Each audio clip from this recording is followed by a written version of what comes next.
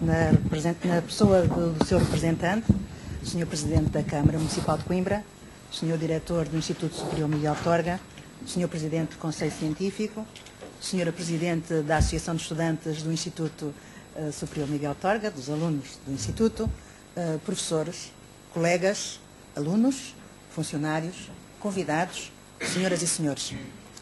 Em primeiro lugar, quero agradecer o convite ao Sr. Presidente do Conselho Científico, o professor Dr. José Henrique Dias, e ao Sr. Diretor do Instituto Superior Miguel Torga, o professor Dr. Carlos Amaral Dias.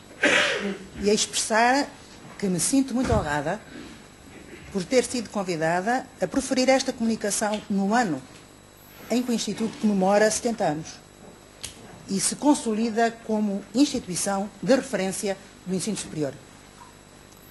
Para atingir este patamar, tem contribuído decisivamente a liderança de uma vasta equipa protagonizada pelo professor Dr. Carlos Amaral Dias, no desenvolvimento de um projeto académico ou científico e de extensão à comunidade que se enraiza no presente e projeta o futuro desta instituição.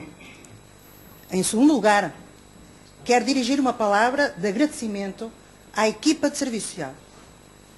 O debate plural entre todos os colegas que a integram tem sido o alicerce da construção do projeto de formação em serviço social neste Instituto, no enfrentamento à adequação da licenciatura e do mestrado em serviço social ao processo de Bolonha, respectivos processos de transição, na edificação cotidiana dos 2 ciclos formativos, na planificação, acompanhamento e desenvolvimento de mais de 350 de estagiários finalistas de serviço social no ano transato, na participação ativa e continuada nas comemorações dos 70 anos deste Instituto.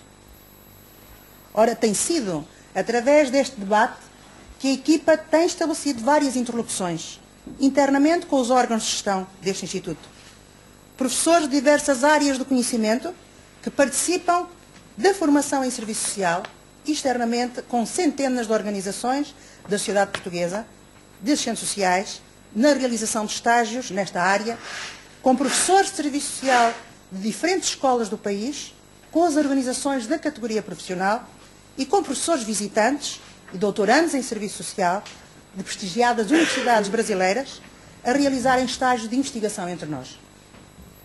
As iniciativas públicas que se promoveram permitiram também o diálogo com assistentes sociais, que são referência internacional nesta área, com intelectuais marcantes da sociedade portuguesa. Algumas das reflexões que apresentamos nesta comunicação, subordinada ao tema serviço social, que desafia os profissionais na sociedade contemporânea, não deixam de repercutir os debates encetados e anteriormente referidos, ao nível nacional e internacional, a produção de conhecimento, os processos de investigação nesta área e a participação nas últimas décadas na trajetória do serviço social português. Com esta intervenção, pretende-se, em primeiro lugar, situar o serviço social e a sua trajetória nos enfrentamentos à questão social, através da construção do Estado de Bem-Estar e dos direitos sociais, e com o neoliberalismo, o processo da sua desmontagem e desconstrução. De seguida, procura-se abordar a questão social e o serviço social na sociedade contemporânea, os desafios que se colocam à ação profissional, os seus limites e potencialidades. Por último, equacionam-se alguns desafios para o serviço social português. Questão social, Estado de Bem-Estar e Direitos Humanos. A profissão de serviço social, com um século de história, é indissociável do desenvolvimento das relações sociais capitalistas. As transformações ocorridas com o processo de industrialização, as relações entre capital e trabalho, colocam um problema novo nos finais do século XVIII e século XIX, a questão social. O pauperismo que afeta de forma massificada a população trabalhadora. A pobreza crescia na razão direta em que aumentava a capacidade social de produzir riqueza, como aponta José Paulo Neto. Os trabalhos de Villermé, Frederic Lepley, Frederic Engels, Charles Dutt, Alex Tocqueville, Jane Addams, Dubois, com diversas posições ideopolíticas, dão testemunho da situação que se vivia e são referência até hoje. A pobreza constitui-se então como objeto de conhecimento e de intervenção social, seja na perspectiva do liberalismo, do socialismo e do catolicismo social. Como a história demonstra, as reações, as lutas e os movimentos sindicais e políticos configuram uma ameaça à ordem social, permitindo equacionar projetos de mudança de sociedade e estratégias governamentais de intervenção nas relações sociais. Entre os enfrentamentos à questão social, passam a existir movimentos pela mudança da sociedade e processos de reforma que o Estado vai encetar sem pôr em causa os fundamentos da sociedade capitalista.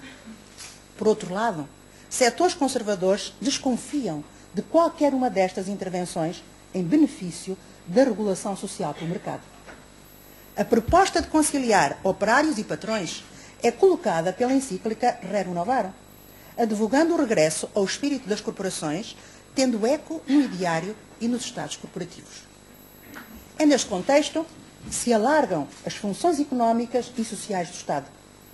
A política económica e a política social constituem facetas dessa intervenção, que após a eclosão da Segunda Guerra Mundial e das suas consequências, se apresentam sob a forma de um estado de bem-estar, welfare state, também designado Estado Social ou Estado de Previdência.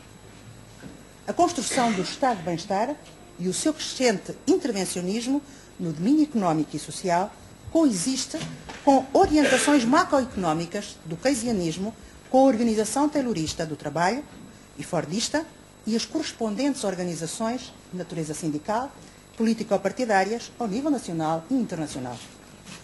As taxas de desenvolvimento económico alcançadas permitiram influenciar as reformas feitas nos países ocidentais e do norte da Europa e desenvolver políticas sociais com efeitos redistributivos.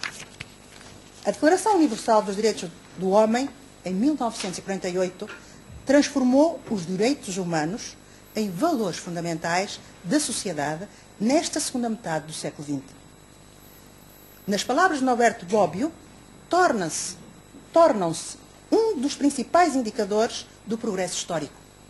Mas, como adverte, os direitos do homem, por mais fundamentais que sejam, não são direitos históricos, ou seja, nascidos em certas circunstâncias, caracterizadas por lutas em defesa de novas liberdades contra velhos poderes e nascidos de modo gradual, não todos de uma vez e nem de uma vez por todas.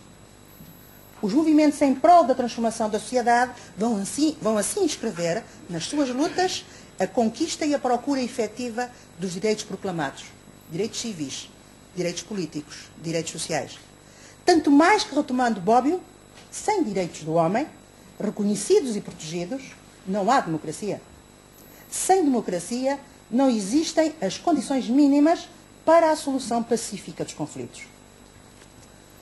Do reformismo do Estado de Bem-Estar às contrarreformas. Nos anos 70, a recessão generalizada, que atinge os principais países capitalistas, põe fim ao ciclo de crescimento que se mantinha desde a Segunda Guerra Mundial. É para travar essa recessão que tem lugar o neoliberalismo e, com ele, o ataque às experiências do welfare e aos direitos sociais.